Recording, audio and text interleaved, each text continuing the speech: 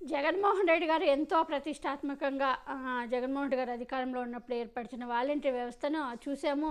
జగన్మోహన్ రెడ్డి గారు ఓడిపోవడానికి కారణం కూడా వాలంటరీ వ్యవస్థ అని చాలామంది అంటూ ఉంటారు. ఎందుకంటే అదే జగన్మోహన్ రెడ్డి గారు ఎమ్మెల్యేలకి, మంత్రులకి, కార్యకర్తల కన్నా ఎక్కువగా వాలంటీర్స్ని నమ్మాడు. వాలంటీర్స్కి ఎక్కువ విలువ ఇచ్చారు. కానీ అదే వాలంటీర్స్ 10,000 ఇస్తామని చంద్రబాబు నాయుడు చెప్పేసరికి మా పవన్ కళ్యాణ్, నారా లోకేష్ వాళ్ళ మాయమాటలు నమ్మి పార్టీ ఎవరైతే జగన్మోహన్ రెడ్డి గారు ఉద్యోగం ఇచ్చిన జగన్మోహన్ రెడ్డి గారికి వెన్నుపోటు పొడిచారని చాలామంది అంటూ ఉంటారు.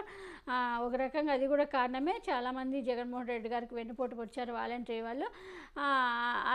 కూటమికి సపోర్ట్ చేశారు మొన్న ఎన్నికల్లో. సో ఆ జగన్మోహన్ రెడ్డి గారి హయాంలో దగ్గర 2,67,00,000 మంది వాలంటీర్ నియమించారు. ప్రతి 50 ఇండ్లకి ఒక వాలంటీర్ నియమించారు.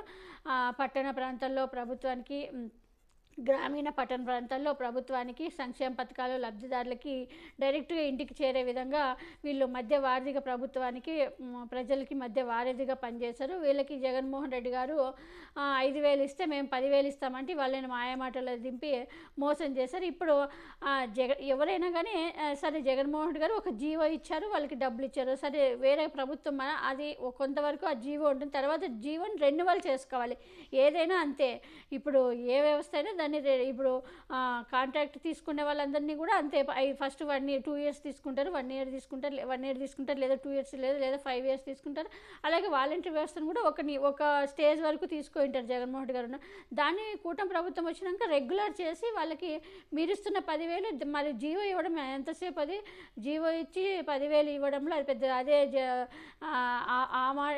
అది ఇంకొకటి మొన్న పవన్ కళ్యాణ్ కూడా ఏదో పిచ్చి పిచ్చిగా చెప్పారు సర్పంచ్ల మీటింగ్లో కూడా. అలాగే చెప్పాడు ఏదో జీవో వెన్నుపోటు కాదు, దాని గురించి తెలిస్తే మాట్లాడాలి. పంచాయతీ శాఖ మంత్రి అయ్యిండు కూడా జీవోల గురించి దాని గురించి తెలియకపోతే ఇంకేం చేయాలి. ఎవరికైనా అంతే. అది కాంట్రాక్ట్, వాళ్ళు పర్మనెంట్ కాదు కాబట్టి వాళ్ళకి ఒక స్టేజ్ వరకు జీవో ఇచ్చింటారు. మళ్ళీ మీ ప్రభుత్వం వచ్చి అదే జగన్మోహన్ రెడ్డి గారు మళ్ళీ వచ్చినా కూడా జగన్మోహన్ రెడ్డి గారు కూడా కొత్త జీవో తీసుకొచ్చి వాళ్ళని రెగ్యులర్ చేసేవాళ్ళు. ఇప్పుడు మీరు ఆ జీవోని రెగ్యులర్ చేయమని బోస్తా గారు కూడా మండలిలో కూడా చెప్పారు. అదేంటి చాలా ఎగతాళిగా వాళ్ళు కూటమి ప్రభుత్వం చాలా ఎగతాళిగా మండలిలో మంత్రి కూడా మాట్లాడినట్టు తెలుస్తూ ఉంది. లేని బిడ్డకు పేరు పెట్టడం ఎలా అంటే, లేని బిడ్డ ఆల్రెడీ ఉన్న బిడ్డకే ఆల్రెడీ పేరు పెట్టమని అడుగుతున్నారు వైసీపీ పార్టీ వాళ్ళు కూడా మండలిలో. కానీ దానికి మాత్రము సమాధానం చెప్పలేక లేని బిడ్డకి అంటే జీవో తీసుకురావడంలో మరి ఎందుకు విఫలం అవుతున్నారో తెలియదు. కానీ ఇదైతే ఇప్పుడు వాలంటరీ వాళ్ళకి బాగా వెన్నుపోటు పడిచారని చెప్పాలి కూటమి ప్రభుత్వము. చేతులు ఎత్తేసినట్లే. ఇంకా వీళ్ళు ఎంత చేసినా ఇప్పుడు మొన్న ఆశా వర్కర్లకు కూడా అలాగే జగన్మోహన్ రెడ్డి గారు మళ్ళీ మేము ప్రభుత్వం వచ్చినాక మీకు జీతాలన్నీ పెంచుతాం, వాళ్ళు అడిగినవన్నీ కూడా ఇస్తామని కూడా చెప్పారు. అయినా కూడా వాళ్ళు కూడా కూటమి ప్రభుత్వానికి సహకరించారు. ఇప్పుడు ఈరోజు రోడ్డు మీదకి ఎక్కారు. సేమ్ వాలంటీర్స్ కూడా అంతే రోడ్డు మీదకి ఎక్కారు. వాళ్ళు మొత్తానికి ఇంక వాళ్ళ వ్యవస్థలోనే లేరు, అసలు ఆ వ్యవస్థ లేదు అన్నట్టు ఇప్పుడు మాట్లాడుతున్నారు. ఎంత మోసం అంటే, అది ఉగాది పండుగ రోజు ఆ స్వీట్ ఒక ఏమన్నారు, నేను ఒక తీపి కబురు చెప్తున్నానని చెప్పి ఆ రోజు చంద్రబాబు నాయుడు పండగ రోజు ఇచ్చిన మాటని నిలబెట్టుకోలేకపోయారు.